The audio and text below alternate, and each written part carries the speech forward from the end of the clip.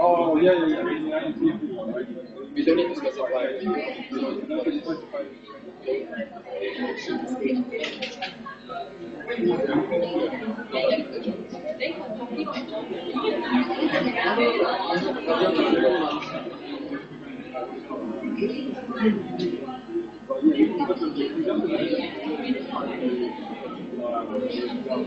They are not part of the so where do they so what label so I don't have to label In the first row, it would be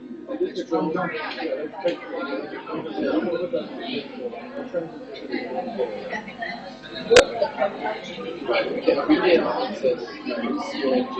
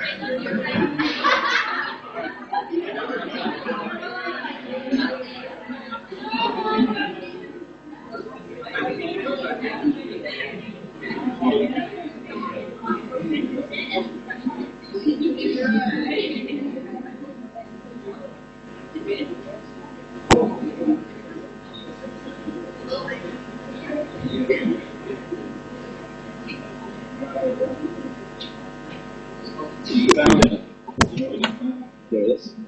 Oh.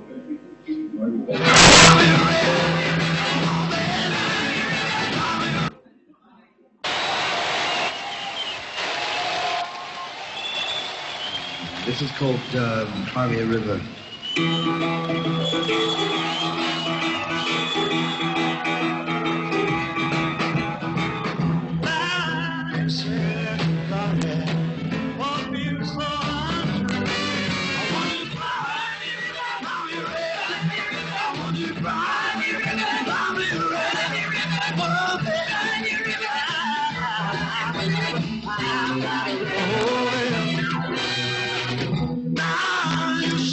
You're sorry, and to be so unkind.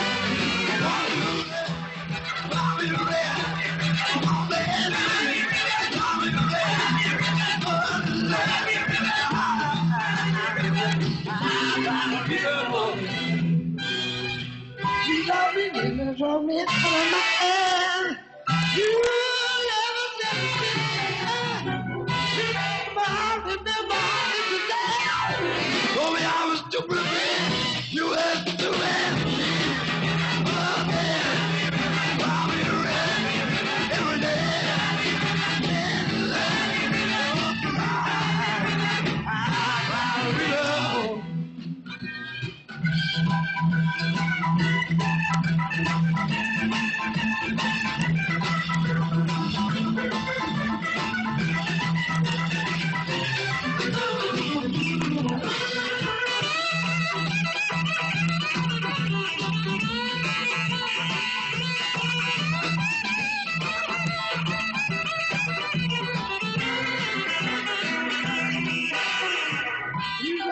You show me all night. Never shed a tear. Remember all that you said. Oh, yeah, I was too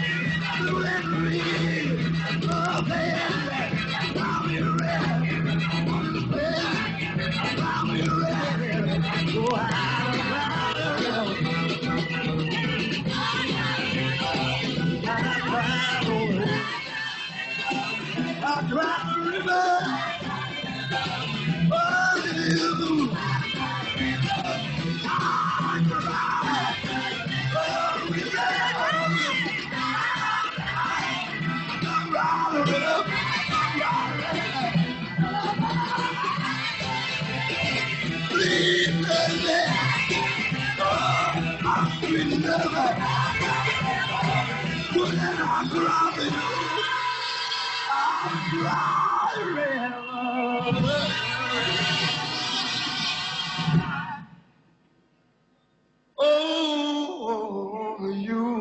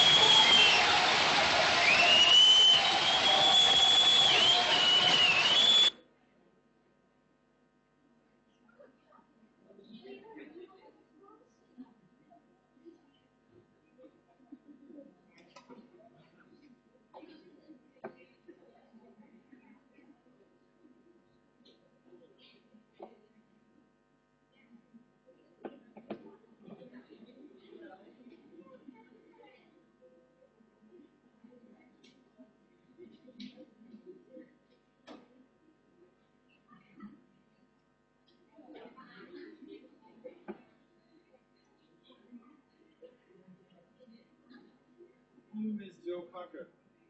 Hey, where's my...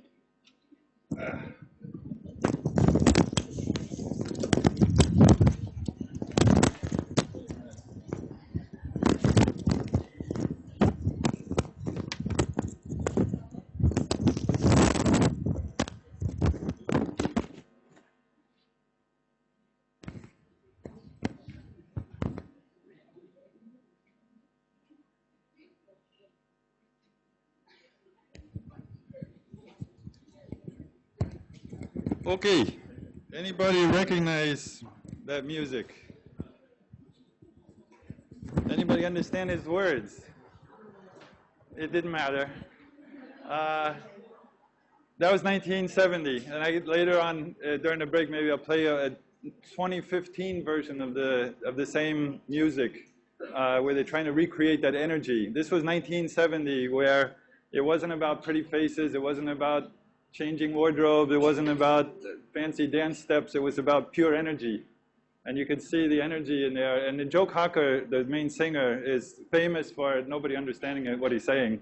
It's just, it didn't really matter. In fact, there are videos online where people took his videos and put their own words to it, you know, just trying to make sense of what he's saying. But it didn't matter because it was all about energy. And the other guy with the hat and the long hair, that was Leon Russell, who was an amazing, amazing linguist. Not linguist, sorry. Musician, and he's still actually in the recreation of this energy in 2015. He still played piano, but now all his hair, it's got the same hair, it's all white though. The reason why I did that, you never really need an excuse to play good music, but the reason why I did that is because the name of the song is Cry Me a River. Now why is that a weird name? Why is that a weird sentence or something? Cry me a river. What is cry? What kind of what kind of processes? I blew it already. Okay, it's a behavior process. So normally it doesn't take a goal, right? Or it doesn't take it can take a beneficiary. And in this case, when you say cry me a river, the me would be a beneficiary. But normally, if you take a beneficiary, if you say like, you know, she cried over me, or she cried for me, or she, you know, sneezed for me, I don't know, whatever she did for you. you know, usually it would have the for thing, but it wouldn't normally be the kind where you can make it a direct kind of argument, like cry me a river. We don't normally say like, you know, sneeze me, I don't know, whatever. You know, so in this case, you know, the point I want to make is that we often have these constructions. You know, if you read about linguistics, they'll often talk about rules. Linguistics, I mean, language is not really about rules. Linguists come up with rules to try to explain why people do what they do, but that's not the way people work. People don't work by rules. They work by just memory and by analogy. And so that you create, we have these conventionalized constructions, ways of doing things, and all of the patterns that I've been talking to you about, like with the material process, and there's certain arguments that go with material process, and mental process, and the certain arguments that go with mental process, those are all constructions. But you can play with those. Like I mentioned with the mental ones, when you say the house was longing for their return. So even though the house is not really a sensor, by putting it in that construction, the house in that construction, it gives you this sense of the thing being animate. I think I'm not loud enough. So the same with this thing, cry me a river, is not the normal way we would say it, but he's trying to use the kind of more material type construction as like bake me a cake. But here, cry me a river, this is actually an old song, it goes back to 1954, this song, but it was made most famous by Joe Cocker, and then later a number of other people, including, I think, I don't know if the Justin Timberlake song is the same one, but there's a song by Justin Timberlake also with the same title. But anyway, so they use that kind of more material type construction to express this meaning, to make it more agentive, more like you're really doing something to somebody, you know, or for somebody. So it's an interesting, you know, a lot of the comments I've been getting, people saying, oh, you know, what about this and what about that? And language isn't a fixed system, and it's not rules. It's just memory, and we pull together bits and pieces, and we make analogies. So, you know, we want it to be like this, so then we copy that. And so the way that language works, it's very fluid. It's changing all the time. You have all been brought up in a very prescriptive concept of language where, oh, there's a right way and there's a wrong way. Forget about that. Unless you're writing academic papers, then there's a right way and a wrong way. Because that's what we have to do. But in real life, there's no right and wrong way. It's just, how are you going to express your meaning? And, you know, if you want to get your meaning across, you do things in a particular way. There's no right and wrong. And the whole idea of right and wrong only comes from writing. Before we had writing, nobody cared about right and wrong. There wasn't right and wrong. People just talked. And it was always, you know, the way things were. And it's just, as soon as people started writing things down, originally they didn't write down with the kind of writing that we do now. They just wrote down as a kind of aid to memorization, because they were memorizing everything. And so writing was just a way to help you memorize things, both in the West and in China. And then later on, it came to be this thing where it's removed from the context, and then people started having to read things out of context. And that was a very new thing. And then it also gave this sense of history. The word history actually comes from the Greek historia, which is, after the Greeks started, the Greeks were the first ones to really have a literate society. They had been writing in the Middle East for centuries, but it was this very difficult writing system, and it wasn't complete. It didn't have vowels. So that's why, like, when you read the Old Testament in the original Hebrew, it's very difficult to understand because there's no vowels in it. You have to make it up. And so there's lots of controversy as to what actually was said in the Old Testament. But then you know, so in the Middle East, they had these kind of vowelless systems, and then that was borrowed by the Greeks, but the Greeks added vowels. They changed some things around and made vowels, and then they spread the writing system. So then once they had writing system, they started having kind of a historical sense of things, and then so they started doing what they called historia, which was analyzing the truth and falseness of some of the things that were written down, and that came to be a separation between mythology and history, and that's where the word history comes from doing this kind of analysis of things. But anyway, why am I talking about that? Because writing gives us a weird perception of language. Writing is not language. language, writing is just a way of representing language. And one of the comments or questions was asking about punctuation. You know, is punctuation a separate functional thing? Punctuation is what we developed. Originally, writing systems didn't have punctuation, both in China and also in Greece. You just wrote everything together, and you could write it this way or this way or this way or this way, and people just had to figure it out because they already knew the content, and it was just, like I said, to help you memorize most of the time. So later on, when you had this kind of removal from the context and you didn't necessarily know the text, then people started having to worry about punctuation. And what punctuation is just a replacement for intonation. So, you know, a comma is a pause, a period, or, you know, a full stop is a bigger pause. You know, it shows the end of a thing. And then you have other types of punctuation that it's a way of replacing your prosody, what we call prosody or intonation. Because when you're looking at just dead letters on a page, you don't know how to break it up. And so the punctuation helps you break it up.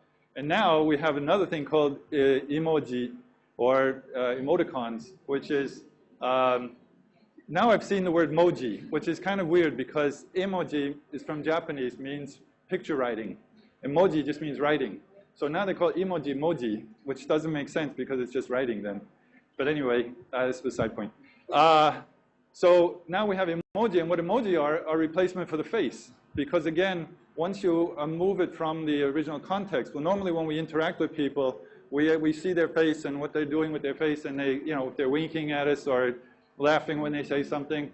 But when writing, you can't see that. So then we have the emoji to kind of put that back in. So punctuation, emoji, all these things have the same kind of function of replacing something that's lost when you get out of the face-to-face contact situation. So this is, So I started talking about that because of some of the comments that people were making about questions. So to summarize a little bit, I'm going to talk for a little while, and then we'll take a break, and then we'll have the test. Also questions if you have it. So we talked about the different constituents within the clause and within the clause complexes and things. And we talked about how the levels of structure, and so far we've only talked about the clause level and the group level. But we will talk later about higher levels.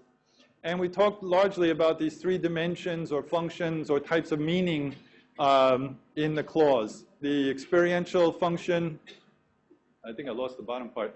So the experiential function, which is basically what people think of when they say, oh, what did he say? What they mean is the content or the experiential meaning is what he said was, oh, John left the house. So who did what to whom, where, and why. Then you have, at the same time, whenever you're interacting with somebody, even if it is in writing, you're always interacting with somebody. You know, maybe you write a diary to yourself. You know, you think you're the only one who writes the diary, but you're still interacting with yourself to some extent. A little bit of a reflexive thing. So there's always somebody you're interacting with. And then the clause has ways, at least in English, we have ways of marking what kind of interaction is going on in the clause. So that's this interactional meaning. What the clause is doing as a verbal exchange between the speaker and the audience. And then these two, in order to express these two, we have to somehow squeeze it into a linear order. And we have to choose what goes before what. And so that's the textual meaning. And it also, at the same time, not only doing that, but it's also relating the clause or the information in the clause to the surrounding discourse and the context of situation in which the discourse is happening.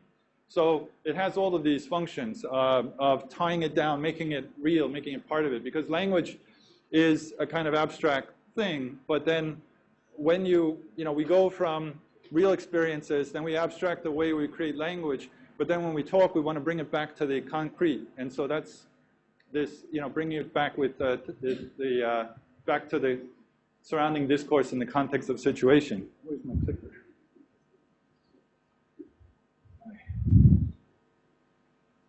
Now, the three functional components of meaning are realized in all languages. So a lot of people have asked in the comments, what about this language? What about that kind of language or whatever? All languages can express these three types of meaning or have to be forced into expressing. Even sign language is can be looked at from this perspective. But the details of each of the metafunctions, what is conventionalized in each language, is going to be very different. And so this theory doesn't force any kind of analysis on any language. It's just a matter of looking at the language and see what resources there are. So this theory is all about seeing what resources does the language have for creating meaning. That's really what this theory is about.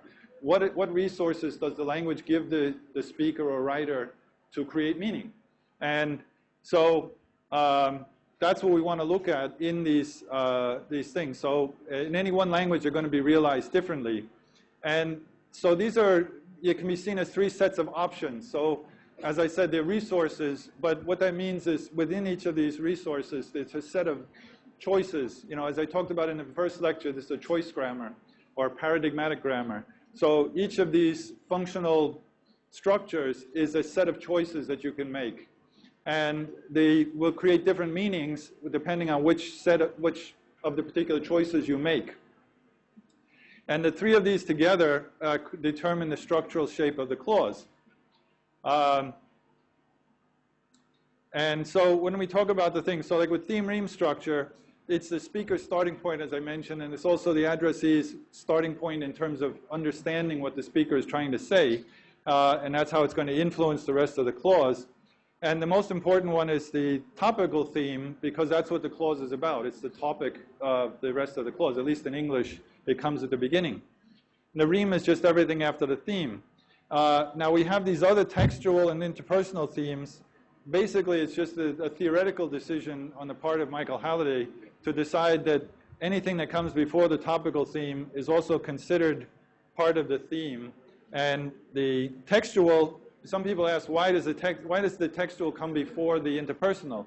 Well, if you think about it, if the function of the textual theme is to link to the clause that came before it, then it makes sense that it comes at the beginning of this clause.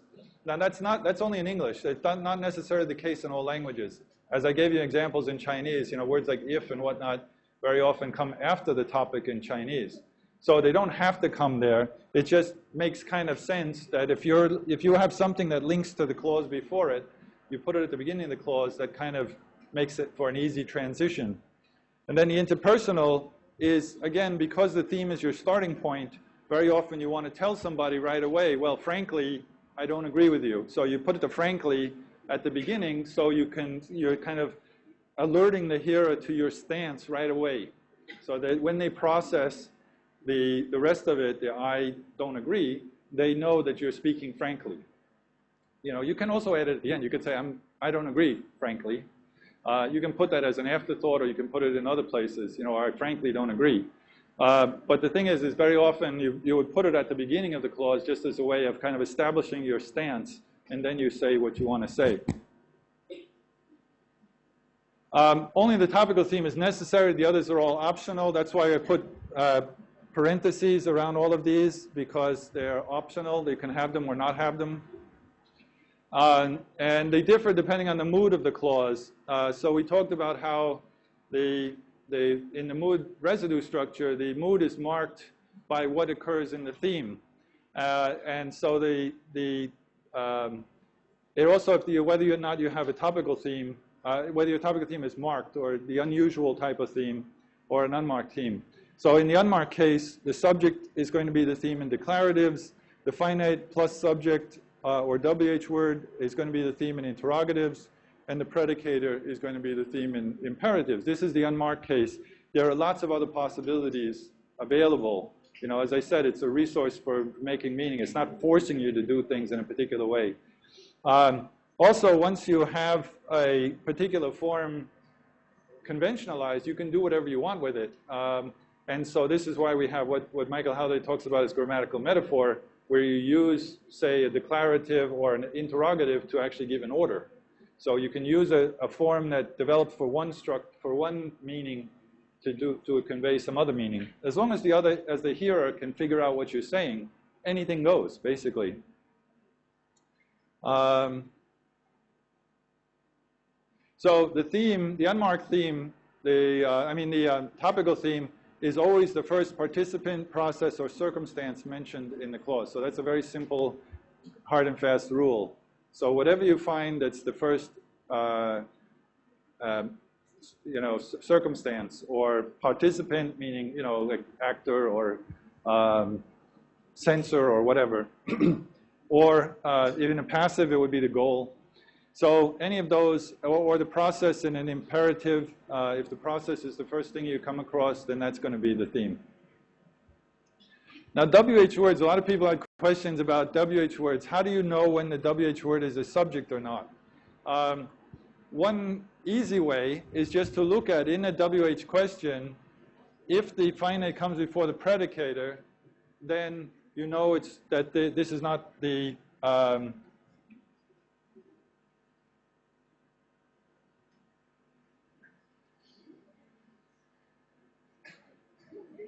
okay, this is not the best example. What did break the window? This is an emphatic one. See, as a note, it's always variants of everything. So what did he break? You have the finite before the subject, so this is the normal interrogative order, and so this is going to be a complement, not the subject. Normally, the way you would say this is who broke the window, or what broke the window. The only time, I don't know why I did this. This is grammatical. This is an okay sentence. The only thing is that it would have a narrow context in which we were talking about, Billy broke the window, and you say, no. Or you say the ball broke the window, and you say, no, the bird broke the window. And then you could say, well, what did break the window? So you'd have to pronounce this with a very heavy stress on this, because it's the contrast is on, something broke the window, and you want to say, okay, what did break the window? Whereas the unmarked situation would be what broke the window, where the predicator and the subject would be in the normal order. No, this is right. No, okay. This is still right. I got confused. This is still right, where the subject is before finite. This is finite before subject. So if you have...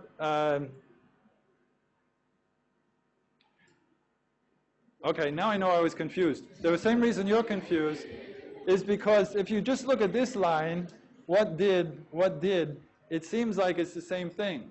It's not, though, because the he here comes in here, where there's no other possible subject in this case, right?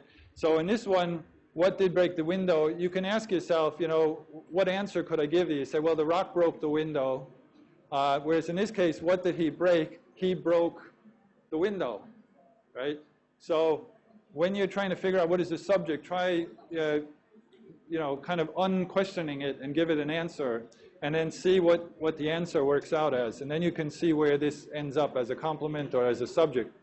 And again, the second thing is that here you've got a noun group after the finite, whereas in this one you won't have that, before the predicator. So this is one of the rules of English, is that the subject always comes before the predicator, except when it doesn't.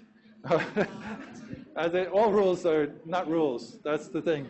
So there are some cases where the subject comes after the predicator in existential clauses, or like there are many. Like when you say there are many, why do we use the plural? There are, because it's agreeing with many people, right? You don't say there is many people. There are many people, because in this case the subject is the thing actually after. Anyway, we're not getting into that. And then in this case we have the circumstantial adjunct. What time did he come? And again, the finite before the subject. So it should be easy to find out. And again, if you say, he came at 4 o'clock, then it's going to be very clear that the what here is referring to some kind of circumstantial element. And these boxes, when I draw a box like that, it means that it's not part of this process. So in the book and then in my handouts and stuff, so the did come is actually one process, and the actor ends up in between them only because of the reversal of the finite and the order of the finite and subject. Okay, now in the mood residue structure, the mood block has the function of marking the interactive event, and in particular the grammatical mood. So what I'm asking you on the test is to give me what the grammatical mood is. So the mood block, when it appears in the clause, includes the subject, which is the entity that, by reference to which the proposition can be affirmed or denied. In other words, it's the thing that the validity of the proposition depends on. And then the finite, which is the tense, the modality, and polarity, and possibly also modal adjuncts, which includes non-finite polarity. So sometimes there's the word not, for example, can be both in the finite and also in the residue. So so for example, he can't not come today. You know, if you say he can't not come today, the not come today is all residue. He can't is the finite, right? So means he's not allowed to come. He's not allowed to not come today. Yeah. So he can't come today. He can't not come today. Or you could say he can not come today. You know, if you say, is he allowed to is he allowed to not come today, right? So today he doesn't have anything to do, so is he allowed to not come today? Then you could say, yes, he can not come today. So that not is not part of the finite. That's part of the residue. And you can see the difference in meaning, right? So if you say he can't come today, it means he's not allowed to come today. If you say he can not come today, then it means he's allowed to not come today, which is very different in meaning. And then the modality, the temporality, mood, common adjuncts, all part of this modal adjuncts. Is there questions? It's getting a little rowdy there. And then the residue has the predicator, which includes everything except the finite that's part of the verb group. It specifies the voice, the process, the aspect, or secondary tense. And possibly one or more complements are also included there. And the complements, again, it's a little bit difficult in English because complement is technically something that could be subject but isn't in an active. It could be the subject in a passive, but it's not the subject in an active clause. And the problem is that some things that aren't traditionally complements can also end up as subject and passives nowadays because English is kind of changing. And then we have these circumstantial adjuncts as well. So it seems people like these kind of pictures, so I drew one of these. I've never found those very useful, but anyway, some people suggested them. One person also found the flow chart, which has all of the possibilities. Because this is a system of choices, the systemic part, this is called systemic functional linguistics. I'm not teaching the systemic part. The systemic part actually draws diagrams of all the choices. Like Michael Halliday was telling me when they started this, they had just a whole wall colored with paper, and they'd start on this end, and then they'd go and they'd write all over the place so that the whole grammar of English was like displayed in this long flow chart. I don't do that. Some people like to think that way. I don't think in that way. But this is the reason why I don't use the third or fourth edition, because the third and fourth edition of the same textbook, the Introduction to Functional Grammar, does have all that systemic function stuff. So if you like those kind of pictures, get the third or fourth edition of this book, and then you'll get all of that stuff. I tried teaching that one year when I was still working in Australia, and the students hated it. So that's why I went back to using the second edition. They found it very confusing because you have all of these things going all over the place. And if you think that, if you like to think in those kind of images, that's great. And you can find stuff online. I put links on the Blackboard, I think, to websites about systemic functional linguistics. There's all kinds of resources. And then the last part is the transitivity structure, which is the nature of the event or the happening represented by the process and its relation to the different participants and the circumstances of the event. So we talked about the 6 process types, the material, mental, and relational, forming a circle. And then with the behavioral between the material and mental, the verbal between mental and relational, and existential, what happened? And existential between relational and material. Based on the nature of the process and the nature of the participants directly involved in the process, so we give them different names. So the reason why we call the actor and goal for material processes, and we don't use that for other ones. Did we lose sound?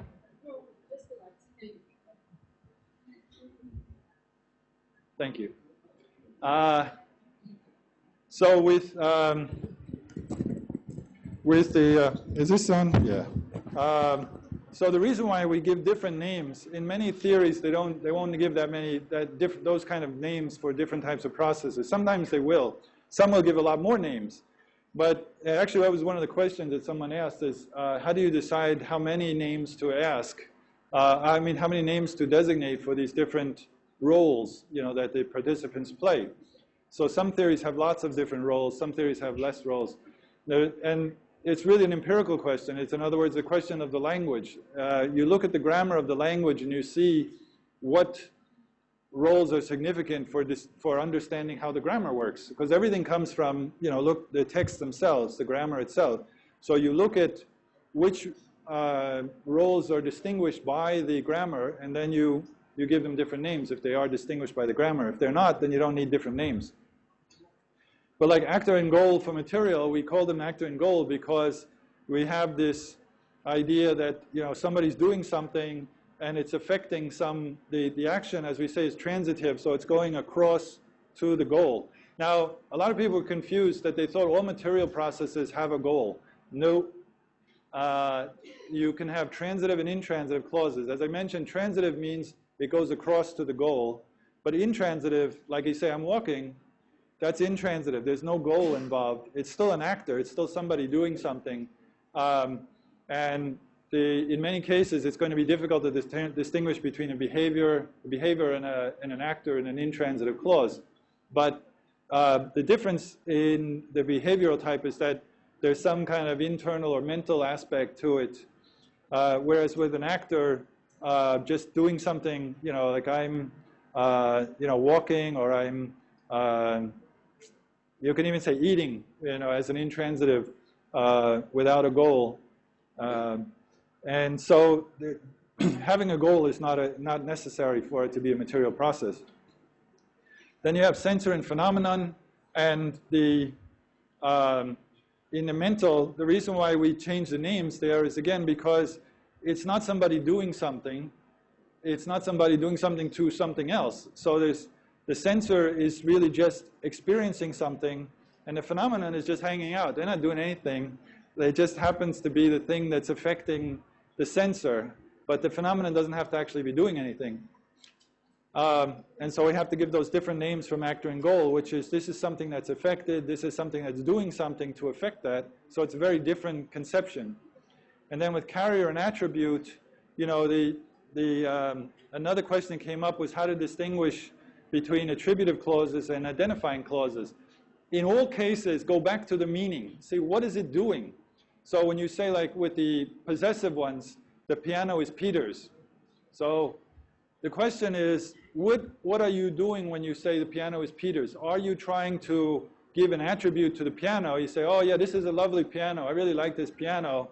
And then the other guy said, well, I want to buy this piano. And the other guy says, well, that piano is Peter's. Now, I'm not identifying the piano in any way. All I'm doing is giving it an attribute that it belongs to Peter. I'm just telling you something about the piano that it belongs to Peter. But the same exact sentence, the piano is Peter's, if we have a bunch of different different instruments, we have a guitar, we have a piano, we have whatever, and I say, which one is Peter's? And I say, the piano is Peter's. Then I'm identifying which of those things is Peter's, right? So the meaning is quite different. This is, again, it's not the words. It's what you're doing with the words. That's what it's all about. The meaning, go back to the meaning. What are you doing with the words? Now, we've been doing a lot of stuff out of context, which is really bad. That's not the way linguistics should be done. But it's just because of the way we have to teach that it's very difficult if I just give you large texts and work from that. So, but whenever you have a problem with this, always go back to the meaning. And now in the exam, I gave you actually one consistent text. I didn't give you isolated sentences. I gave you one text. So it'll be a little bit easier, I think, there. And then with the verbal type, you have the sayer and receiver, the target, the verbiage. So the sayer, the one, of course, saying, the receiver, the one listening. The target is the one you're talking about. It's kind of like a goal, but it's a goal in the case of verbal actions. And then the verbiage is what you're talking about as a direct participant. So the verbiage and the circumstance of matter are very similar, but it's just you have a choice. Again, it's all about choice. You have a choice of profiling it as a direct participant, which is verbiage, or as an indirect participant, which is a circumstance of matter. And then you have the behavioral, the existent for existential. And so the existent is just something that exists, and generally those are, again, there was a question before the class started about he's sitting there, right? Is that existential or is that behavioral? Well, again, it depends on how you use it. If you say, if he's sitting there as opposed to he's lying there or he's standing there, right? So you want to make it clear that he's sitting, he's actually sitting, right? So maybe he was really sick. For a long time he couldn't sit up, and you say, wow, now he's sitting there. So then that would be really behavioral. But if you say like, oh, my wife was giving birth and I sat in the hospital for 4 hours, you didn't really sit for 4 hours. You were in the hospital for 4 hours, and you may have been wandering around, oh my God, doing this kind of thing. But it doesn't matter. You can express that as sit for 4 hours, because in that case you're using it like an existential. And in many languages they don't actually make a distinction between those two. They just use the same word sit all the time to be in a place. And it's just up to the hearer to determine what they mean. And so the same in English, that we can use sit as an existential verb, or we can use it as a behavioral verb. And again, it just always goes back to what is the meaning? What are you expressing? This is why we don't say verb, we say process. What is the process you're expressing there? And of course, we want to tie this all together. So a single element in the clause is going to be multifunctional. They can, in other words, it'll participate in all three functional structures at the same time, or more than one. And so they'll have, so like in this one, John is the subject, it's the mood, part of the mood block, it's the topical theme, and it's an actor in the transitivity one. And then you have the table, which is a complement, it's part of the ream, and it's a goal within the transitivity thing. Now we can change this around. I could say the table was bought by John, where we can make the table the subject, and John ends up actually in a circumstantial phrase. So we have, again, these different choices that we make, and how these different meaning choices interact is going to give you an overall meaning that's quite different, and that's why it's important to tease these apart. And this sort of three-way analysis allows us to see what functions a constituent has in the clause and how the three types of meaning are going to interact with each other and create the overall meaning of the expression. Okay, I think that's all I got. All right, now any questions about this before I'm going to answer some more questions. I don't have a lot of time, but a few more things. I've answered some of them in the process. Are there any quick questions about what I just said here?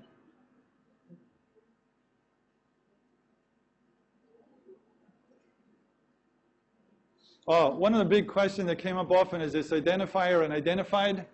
That's very much a contextual thing, because identified is basically kind of known information. Identifier is the new information. So that's really problematic when we do sentences out of context. But within the context, it should be no problem. So it's always the identified is the old information, the thing that you're kind of talking about, and the identifier is the new information.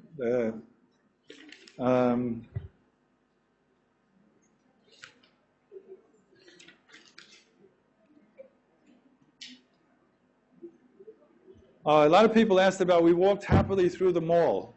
So again, walking is not behavioral because it's just walking, and even in this case, happily, the happily there is an adjunct of manner, so it's saying how the walking was done. It's not the emotion of the speaker, right? So if I say happily they walked, happily they left the mall before the bomb went off. So that would be different happily. So the same word, again, depending on how you use it, if you put it as if you use it as a modal adjunct, then it's going to be the speaker's opinion. But if you use it as a manner adjunct, then it's going to be just how the action was carried out.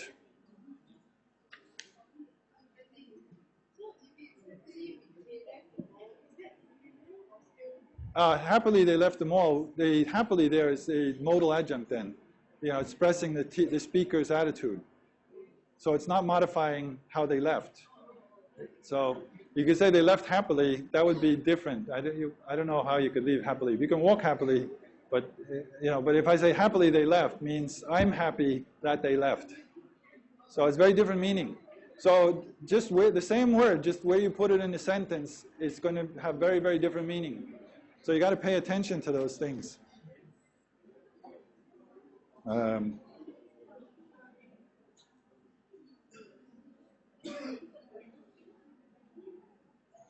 And there was a good question about this token and value. I gave the example. We talk about token and value largely in these identificational clauses, but it also is a more general principle that, like I gave the example about, sometimes when you get a $10 haircut, you get a $10 haircut. And somebody gave me an example, don't blame me if I pulled a U on you.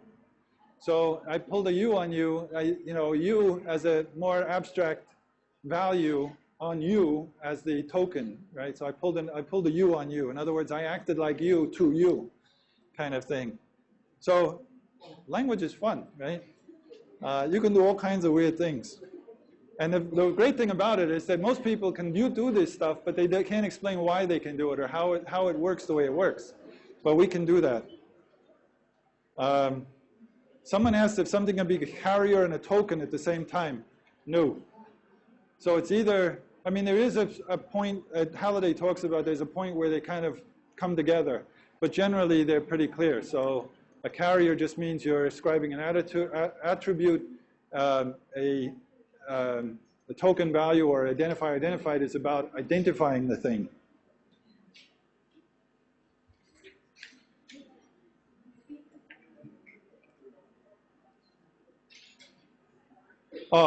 And then be careful also with someone asked a question, what process does hurt come under? Say from a bad breakup, for example, John really hurt Mary when he broke up with her. And in this case, it is hard to argue that Mary is a phenomenon. But in this case, John really hurt Mary when he broke up with her. Which is the phenomenon and which is the censor?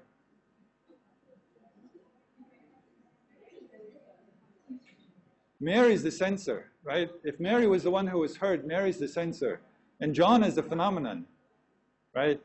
So in this case, again, this is one of these where it seems like it's an active clause, so, some kind of thing, I'm doing something to her, but he didn't actually do anything to her. It's really a mental thing, that he did whatever he did, and her awareness of what he did caused a mental situation in her mind that she was hurt, what we call hurt. So that's a mental state, you're hurt.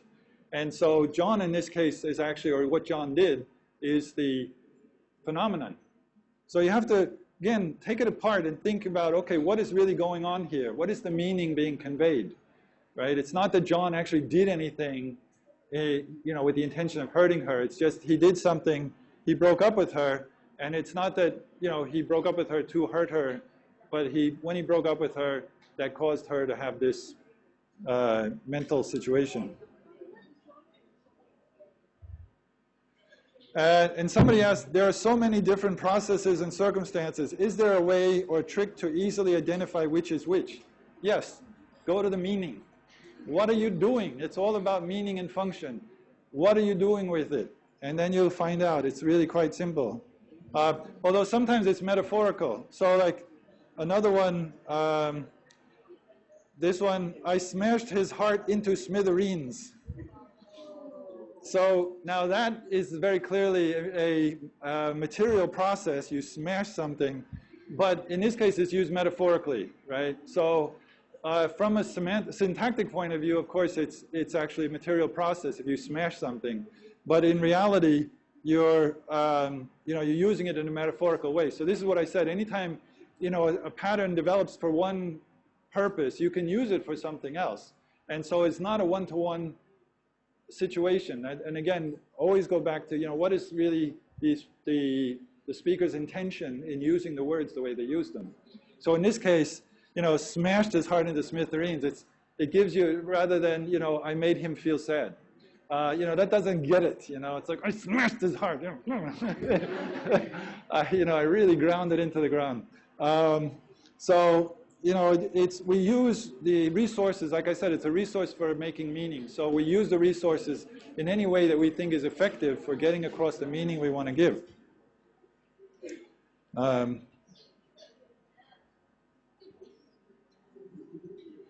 And then when you had, another one was asking about when you have a sentence like, I made him a card, how do you tell whether him is a beneficiary or a client?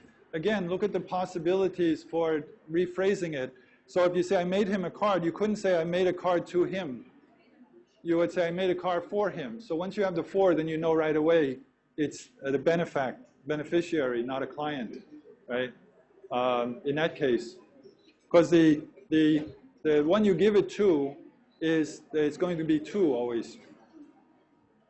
Oh, no, the other way around. Yeah, the client, it's going to be a client, not the beneficiary. The recipient. And then a number of people had this question about to me. As to me on the practice, the to me is a circumstantial adjunct where it's kind of like I say, but treated as a circumstance. So in this case, it's not the same as in my opinion. I mean, it kind of has that meaning, but in this theory, it's treated as a circumstance of angle. In other words, the angle from which you're saying something. So it's the equivalent of the sayer in a verbal process, but profiled as a circumstance of angle, what's called angle.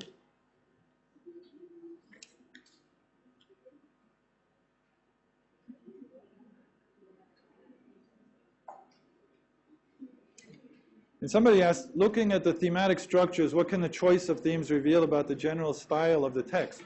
Well, it's mainly about what the text is about, but very often what the text is about is influenced by the genre or the type of it. And there's been a lot of work on this aspect. You know, in scientific literature, there was actually a recent paper I saw where somebody did a study of different academic disciplines and the thematic progression in their papers, so what they focus on more.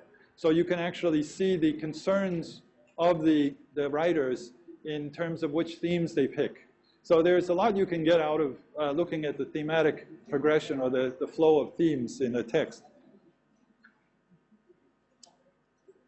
Okay.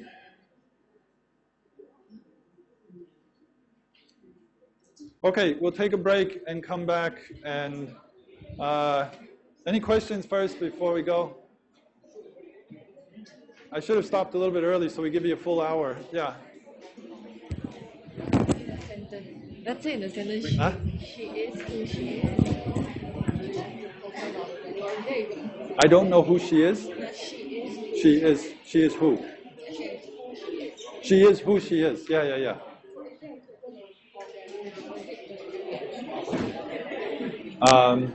Well, in this case, she is who she is. In this case, I think it would be more an attribute, no? She is who she is. Because if you think about what you're doing, you're not trying to identify who she is. You're trying to say what kind of person she is. She is who she is, right? Situation where there's an identifier and an identifier, but there's no overlap. Not that I know of. I'm sure there must be, but like I said, there's nothing that's hard and fast. But generally, these are useful concepts. But I haven't seen any. Yeah. Savor, is it a behavior or a... Which one? Savor. What's like savor? Savor. To savor, like you're eating something? Yeah.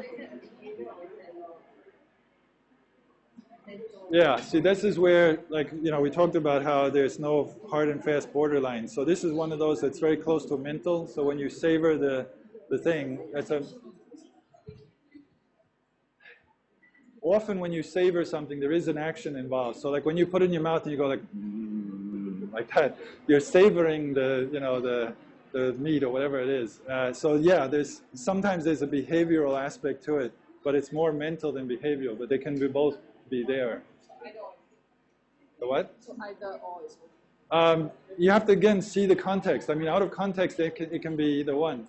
So within a particular context, if you're looking at it, say, oh, I could see him savoring the food, then, you know, probably there's some physical action going on there. But if you say, you know, in some other context where you're just focusing on the mental aspect, then you could do that as well. Savor the moment, right? So when you say savor the moment, that's all mental, right? You're not doing anything to savor the moment, right? Other than just feeling it. So if you say, yeah, savor the moment, oh, okay. So that would be purely mental. You mentioned the I smash his heart slithering thing, right? So what Yeah. is the actual process like? 'Cause The process of smashing? It's not like it's not material.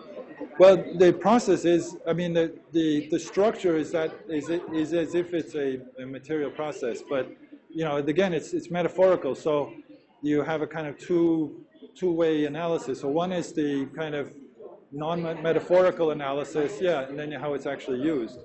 Like if I say he's a pig, right? You understand the expression "he's a pig" as, you know, some kind of thing. But then if you use it on a person, you know the person's not really a pig. Just like when I say smashed his heart, you know you're talking about it as if it's a regular smashing, but it's not really a smashing, and you know that from the context. He is a pig is attributive, yeah. I smashed his heart yet. I smashed his heart. I mean, it's phrased as a material. So to smash something, right? So it's as if you really smashed his heart. Of course, you didn't do that. That's why it's metaphorical. Yeah. So you normally what Michael would do is have both analyses, you know. So, or at least you can talk about it from that point of view. But don't worry, it won't be on the test like that. Huh? Let's say I broke the cup, right? Yeah. Material. Yeah. What if I say I broke the cup out of anger? Is it legal? Well, that's just the cause. Out of anger just gives you the cause for why you broke the cup. It's just a circumstance of cause. Doesn't change it. Yeah. About the Crimea River thing. So Yeah. I would say she cried tears of joy. What is the tears of joy? That's the range. It's a range. Yeah.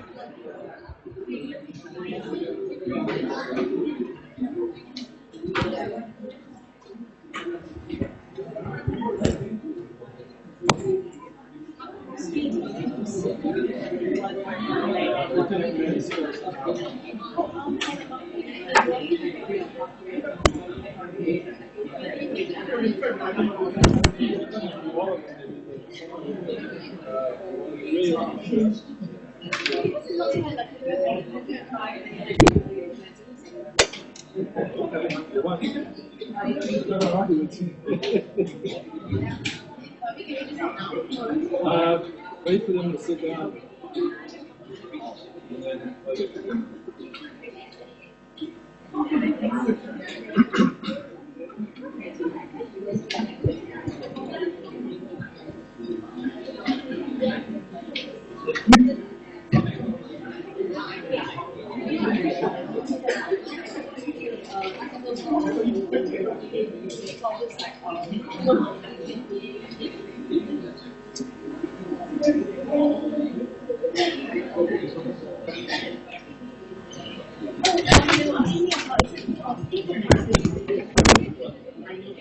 So basically, positive market is in the negative market is minus 100%.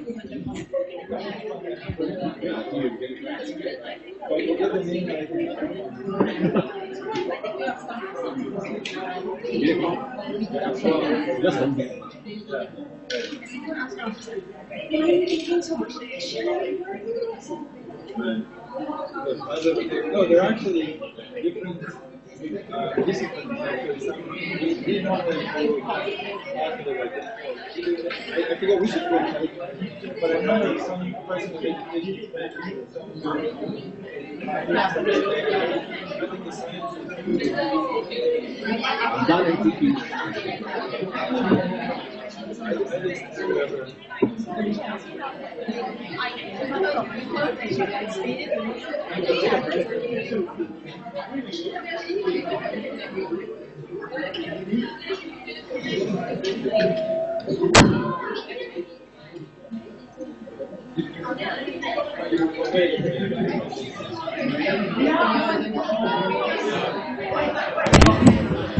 Okay, keep your notes, put everything away.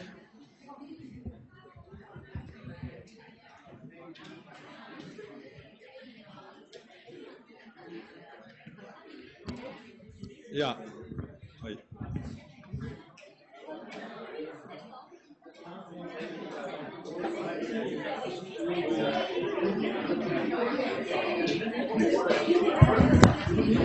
Please use pen. Please use pen for this. I'm going to take it off of here.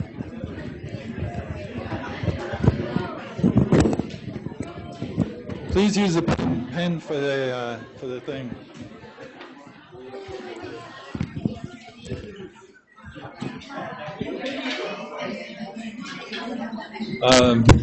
Maximally spread out. There's a lot of empty chairs here. Please spread out if you can.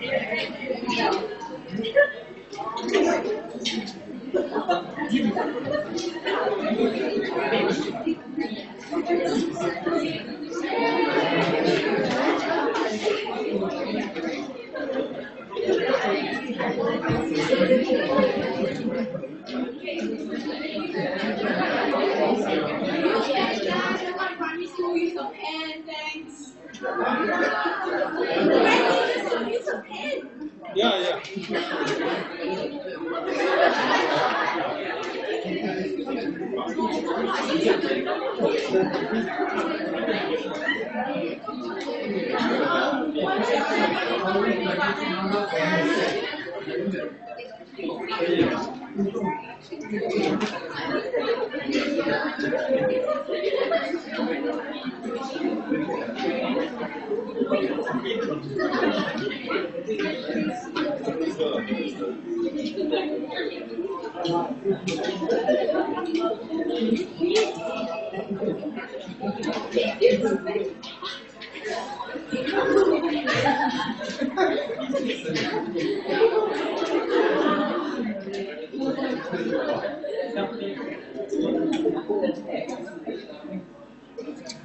You know where those timers are? Did you help? Yeah, I'm looking for this timer. Last So you can just put it for 10 o'clock.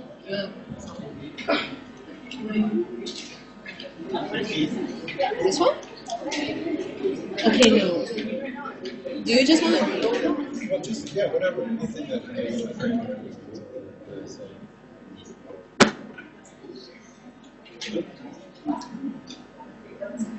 Wait, is this right? I've used this. No, it's not. What? Oh, well, I'm being no wonder.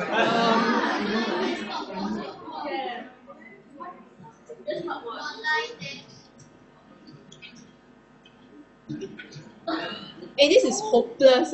Sawatch.com. I know, Wamion. This is hopeless.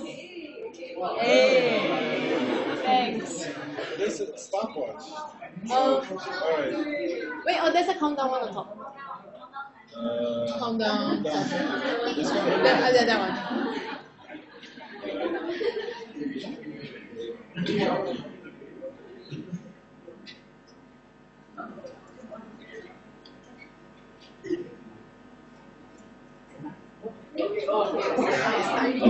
Okay, start.